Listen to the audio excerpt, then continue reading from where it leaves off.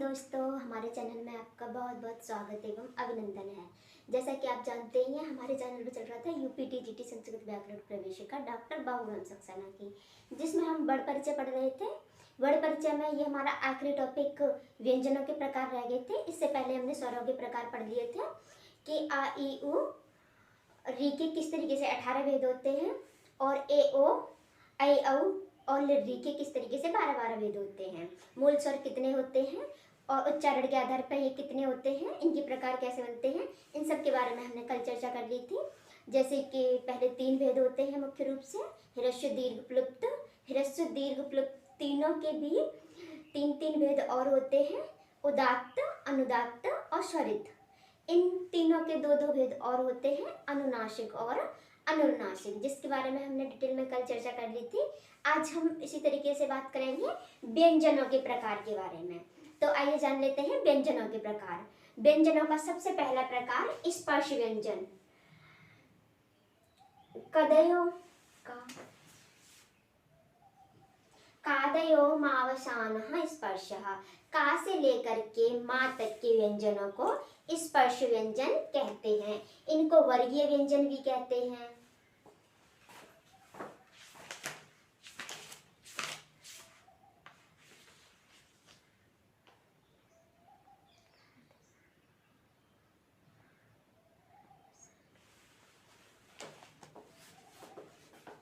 नमस्कार दोस्तों, हमारे चैनल में आपका बहुत बहुत स्वागत और अभिनंदन है। जैसा कि आप जानते ही हैं, हमारे चैनल पर चल रहा था यूपीटीजीटी संस्कृत व्याकरण प्रवेशिका डॉक्टर बाबूराम सक्सेना की, जिसमें हमने प्राकथन पढ़ लिया है।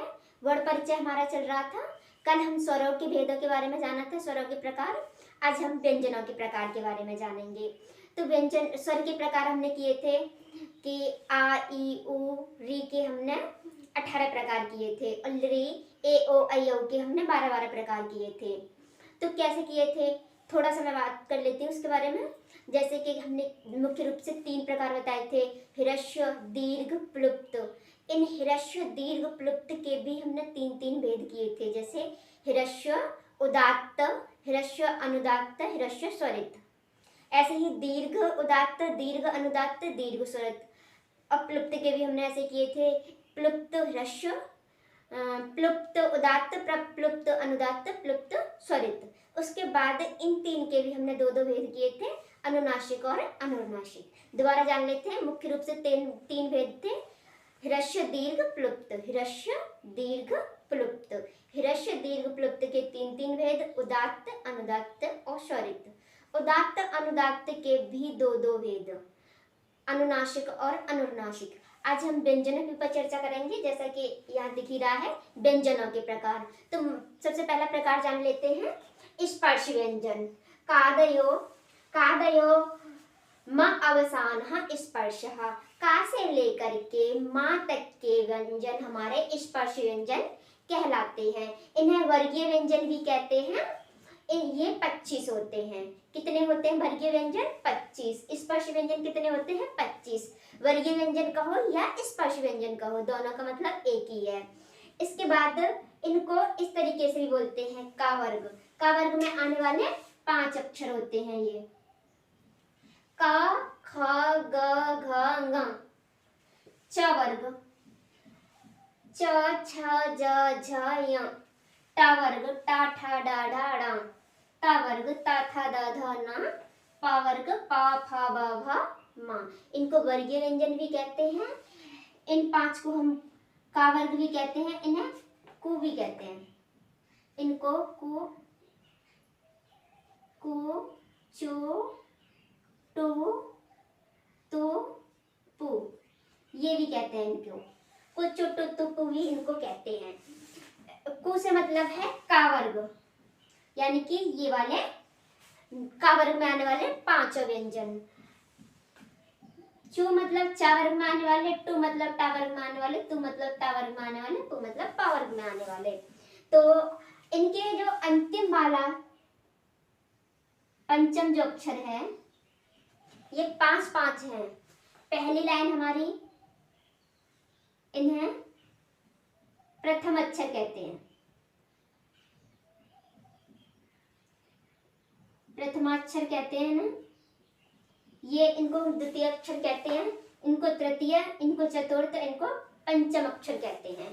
पंचम अक्षर हमारे अनुस्वार भी कहलाते हैं, इनको हम अनुस्वार भी कहते हैं, अनुस्वार भी कहते हैं इनको हम अनुस्वार भी कहते हैं। अनुस्वार की चर्चा आगे होगी, पर इनको भी इतना हमने ये किया है तो इसको भी जान लेते हैं, इनको हम अनुस्वार भी कहते हैं। इसके बाद दूसरा भेद आता है हमारा अंतस्थ व्यंजन। अंतस्थ व्यंजन हमारे य, व, र, ल, इनको हम अंतस्थ व्यंजन कहते हैं। अच्छा, इनके भेद, इनके प्रकार हुए कैसे? हमारे उच्चारण के आधार पर हुए कि किस वर्ग का उच्चारण हमारा कैसे हो रहा है। स्पर्शीय व्यंजन इनको क्यों कहते हैं? स्पर्शीय व्यंजन इनका नाम क्यों है? स्पर्श मतलब छूना, स्पर्श मतलब छूना होता है। छूना क्या छूना, कैसे छूना? जो हमारे उच्चारण के जो स्थान है, कंठ, तालु, मूर्धा, जिह्वा, दंत, ओष्ठ इत्यादि जो हमारे उच्चारण स्थान है, उनको स्पर्श करते हुए ये बोले जाते हैं, इसलिए इनका नाम स्पर्शीय व्यंजन या स्पर्श व्यंजन कहते हैं। और ये वर्गों में बटे हुए हैं, ये 5 वर्गों में बटे हुए, 5-5 अक्षर 5-5 वर्गों में बटे हुए हैं। इस कारण से इनका एक नाम वर्गीय व्यंजन भी है, इनका अपना एक विभाजन है, ये वर्गों में बटे हुए हैं। जैसे ये का वर्ग, चा वर्ग, टा वर्ग, ता वर्ग, इस कारण से। और ये प्रत्येक वर्ग में 5-5 होते हैं, तो इसलिए इनका नाम वर्गीय व्यंजन भी है। स्पर्श इनको क्यों कहते हैं? हर एक नामकरण के पीछे का एक अर्थ होता है, किसी भी चीज का नामकरण यूं ही नहीं कर दिया जाता है। स्पर्श व्यंजन इनको क्यों नाम दिया गया? क्योंकि ये किसी विशेष स्थान को स्पर्श करते हुए निकलते हैं। आगे दूसरा नंबर है आपका अंतस्थ व्यंजन, जो कितने हैं? 4। य, व, र, ल, 4 आपके ये यड़ प्रत्याहार के अंदर भी आते हैं, यड़ प्रत्याहार के अंदर आते हैं। ये यड़ कहने से भी इन 4 का बोध हो जाएगा। अंतस्थ व्यंजन इनको क्यों कहते हैं? थोड़ी सी हम चर्चा कर लेते हैं। अंतः, स्तः, अंतस्थ, य, व, र, ल, इनका जब हम उच्चारण करते हैं तो वायु जो निकलती है हमारी, ये तो स्पर्श करते हुए, ये यहाँ से नाभि के पास से सीधे आते हुए किसी एक स्थान को उच्चारण करती है। ऐसे करके देखते हैं, य, व, र, ल, इस तरीके से, तो इनको अंतस्थ कहा जाता है। अंदर से वायु आती है, अंदर से तो इसकी भी आती है, पर इसकी एक स्पर्श विशेष से होती है। इनकी अंदर से आते हुए थोड़ा स्पर्श करती है तो आगे निकलती है, उसे अंतस्थ कहते हैं। ऊष्मीय व्यंजन, ऊष्म मतलब होता है गर्म, तो इन वर्णों का उच्चारण करते हुए श, स, स, ह, इनका उच्चारण करते हुए जब हम इनका उच्चारण करते हैं तो वायु हमारे अंदर से एक गर्म भाप के हिसाब से निकलती है, गर्म वायु आती है अंदर से, इसीलिए इसे ऊष्म वर्ण कहते हैं या ऊष्मीय वर्ण कहते हैं। स, स, स, श, तालव्य सा,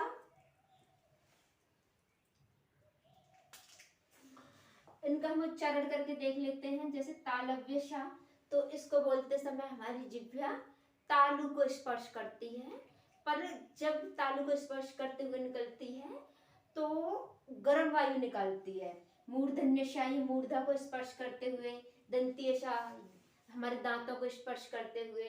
इनका हमें उच्चारण करते समय ये ध्यान रखना होता है कि हमारी जिह्वा किस स्थान विशेष को स्पर्श कर रही है, तो हम उसी हिसाब से इसका उच्चारण करते हैं। इसके बाद है हमारा विसर्ग। विसर्ग किसे कहते हैं? जब किसी स्वर के बाद, विसर्ग हमेशा स्वर के बाद आता है, व्यंजनों के बाद कभी नहीं आता। जब किसी स्वर के बाद इस तरीके के 2 चिन्ह लगे होते हैं, उसे हम विसर्ग कहते हैं। विसर्ग है क्या? विसर्ग खास कुछ नहीं है, सा और रा का ही रूपांतरण होता है। किसका? सा और रा का ही होता है। इसको एक छोटे हा समझना चाहिए, इसको एक छोटा हा समझना चाहिए। हा कैसे समझना चाहिए? इसका उच्चारण हम हा के आधार पर करते हैं, जिस तरीके से हम हा को बोलते हैं। जैसे अब हमने ये लिख दिया, अब हम इसका उच्चारण जब करेंगे तो इस तरीके से होगा जैसे हम इसका उच्चारण कर रहे हैं। इन दोनों का उच्चारण एक ही जैसा होगा, इसलिए हम इसको, ये है नहीं छोटा आ, पर मान सकते हैं कि ये एक छोटा आ है। ऐसा आपका बाबूराम सक्सेना में कहा गया है। बाबूराम सक्सेना जी ने कहा है कि इसको एक छोटा हा भी समझ लेना चाहिए। जैसे का, का, इस तरीके से हा का उच्चारण होगा। जैसे बाल का। इसके बाद आता है हमारा अनुस्वार। अनुस्वार किसे कहते हैं? अनुस्वार भी हमेशा स्वर के बाद में लगता है, कभी भी व्यंजन के बाद में नहीं लगता। आपके विसर्ग और अनुस्वार कहाँ लगते हैं? स्वरों के साथ में लगते हैं। अनुस्वार हमारे, इनको भी अनुस्वार कहते हैं। जैसे अ, ई, इनका उच्चारण नासिका से होता है। अनुस्वार का उच्चारण कहाँ से होता है? नासिका से होता है। विसर्ग का उच्चारण कंठ से होता है। उपदमानीय, उपदमानीय क्या है ये? उपदमानी कुछ अलग से विशेष कोई चीज नहीं है। यदि का और फा के पहले अर्ध विसर्ग इस तरीके का चिन्ह बना आए तो इसको हम उपदमानीय कहते हैं। जैसे बालकः फलम खादति। अब ये विकल्प से होता है, ऐसा नहीं है कि हमें ऐसा करना ही है, हम ऐसे भी लिख सकते हैं बालकः फलम खादति, और हम ऐसे भी कर सकते हैं। इसे हम क्यों बनाते हैं? इसे हम इसलिए बनाते हैं कि ये आधा विसर्ग है। जिस तरीके से हमने इसका उच्चारण किया तो हम इसे पूरा हा नहीं बोलेंगे, तो थोड़ा सा उच्चारण करेंगे। बालकः फलम खादति, बालकः फलम खादति, बालकः फलम खादति, इस तरीके से नहीं करेंगे। यानी कि विसर्ग का पूरा उच्चारण ना करने को दिखाने के लिए हमें क्या करना होता है? अर्ध विसर्ग। अर्ध विसर्ग ये कब आता है? हमारा पा और फा पे आता है। पा और फा से पहले आता है। तो यहाँ पे ये फा है, इससे पहले आया है। तो अब क्या करेंगे हम? इसका उच्चारण हम पूरा पूरा नहीं करेंगे, जल्दी से बोल देंगे बालकः फलम खादति, बालकः फलम खादति नहीं, बालकः फलम खादति, बालकः फलम खादति। इसी तरीके से इसी की सेम कॉपी जिह्वामूलीय होता है। जिह्वामूलीय यदि का और खा से पहले इस तरीके का आधा विसर्ग आ जाता है तो इसको हम क्या बोलते हैं? इसको हम जिह्वामूलीय बोलते हैं। जैसे क्रीडकाः क्रीडन्ति, जैसे क्रीडकाः क्रीडन्ति यानी कि खेलने वाले खेलते हैं। तो ये क्या है? हम अब इसका जो पहले जो विसर्ग है, जैसे अब सिंपल सा ये समझ लीजिए कि ये विसर्ग है हमारे। इसके बाद यदि का या खा, पा या फा ये आ जाए, विसर्ग के बाद का, खा या पा, फा आ जाए, कोई ऐसा शब्द इससे पहले आ जाए जिसके पीछे ये लगा हो, जिसके पीछे ये विसर्ग लगा हो। किसके पीछे लगता है? स्वर के पीछे विसर्ग लगता है। इसके बाद यदि का, खा, पा, फा आ जाता है तो हम इसका उच्चारण पूरा विसर्ग में नहीं करते हैं, इसका उच्चारण हम अर्ध विसर्ग में करते हैं। या तो हम इसका शुद्ध उच्चारण अर्ध विसर्ग में कर लें, या फिर हम उसे दिखाने के लिए इस तरीके के अर्ध विसर्ग बना सकते हैं। इसी को बोलते हैं जिह्वामूलीय और उपदमानीय। उपदमानी किसको बोलते हैं? पा, फा को, और जिह्वामूलीय का, खा को। इन चारों को विसर्ग, अनुस्वार, उपदमानी, जिह्वामूलीय, इन चारों को हम अयोगवाह भी कहते हैं। ये अयोगवाह के अंदर भी आते हैं। तो ये हमने इतना जाना। स्पर्श व्यंजन का से लेकर के मा तक के स्पर्श व्यंजन होते हैं। इसके बाद अंतस्थ व्यंजन हमारे यवरल। इसके बाद हमारे ऊष्मीय व्यंजन जिनको बोलने में वायु हमारी गर्म हो जाती है। वर्ड हमारे किससे निकलते हैं? वायु से निकलते हैं। ध्वनि कहाँ से निकलती है? वायु से निकलती है। ये एक 4 वर्ड ऐसे होते हैं जिनको बोलने में हमारी वायु गर्म होती है, ऊष्म होती है, इसलिए हम इन्हें ऊष्मीय व्यंजन कहते हैं। इसके बाद विसर्ग। विसर्ग क्या होता है? इसे हम छोटा हा कह सकते हैं और ये कुछ नहीं सा और रा का ही रूपांतरण होता है। कैसे होता है ये हम आपको व्यंजन संधि में बता देंगे, यहाँ पे थोड़ा लंबा टॉपिक हो जाएगा।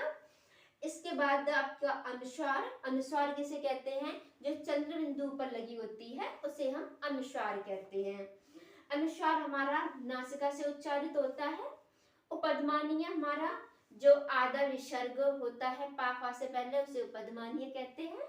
जिह्वामूली का और खा से पहले जो अर्ध विसर्ग होता है उसको हम जिह्वामूली कहते हैं। इसके बाद हमारे इसके 2 भेद और होते हैं, अल्प प्राण और महाप्राण। इसको भी जान लेते हैं।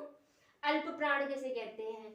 जिसमें हमारे प्राण अल्प लगे, थोड़े लगे, जिसका उच्चारण करने में हमारी वायु थोड़ा कम बल ले, उसे बोलते हैं अल्प प्राण।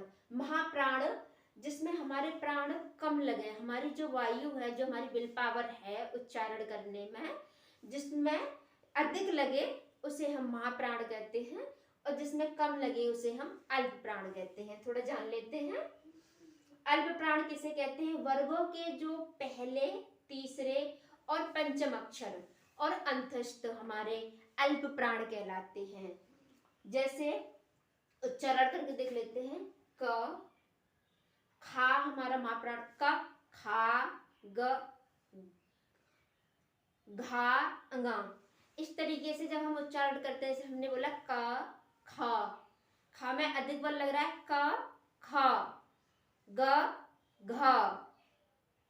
तो पहले, दूसरे और तीसरे वर्ग के अल्प प्राण होते हैं य व र ल, ये भी हमारे अल्प प्राण होते हैं। महाप्राण हमारे वर्गों के दूसरे और चौथे और ऊष्मीय व्यंजन हमारे महाप्राण होते हैं। इनका हम उच्चारण करके देख लेते हैं।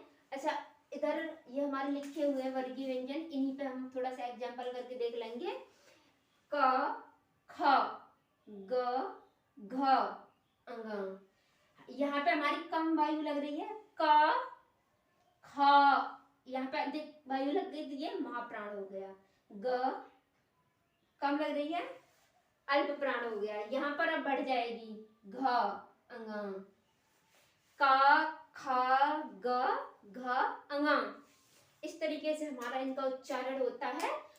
उच्चारण के आधार पर ये हमारे अल्प प्राण और महाप्राण भी होते हैं। तो व्यंजनों के प्रकार हमने यहाँ पर लिखा भी है। वर्गाणाम प्रथम तृतीय पंचम महाप्राणः, वर्गाणाम द्वितीय चतुर्थ सलश्च महाप्राणः। सल एक प्रत्याहार है जिसमें हमारे श श और ह आते हैं। जिस तरीके से अंतस्थ व्यंजन हमारे यड़ के अंदर आते हैं, उसी तरीके से सल के अंदर हमारे ऊष्मीय व्यंजन आते हैं। तो आज हमने ये जान लिया व्यंजनों के प्रकार, जिसमें हमने पढ़े स्पर्शीय व्यंजन का से लेकर के मा तक, जिनको वर्गीय व्यंजन भी कहते हैं। उसके बाद हमने पढ़ा आपका अंतस्थ व्यंजन। अंतस्थ किसे कहते हैं? ऊष्मीय व्यंजन पढ़ा हमने, जो 4 है। इसके बाद हमने आपके विसर्ग पढ़े। विसर्ग किसे कहते हैं? अनुस्वार पढ़ा, उपध्मानीय, जिह्वामूली। अनुस्वार, विसर्ग, जिह्वामूली और उपध्मानी को अयोगवाह भी कहते हैं।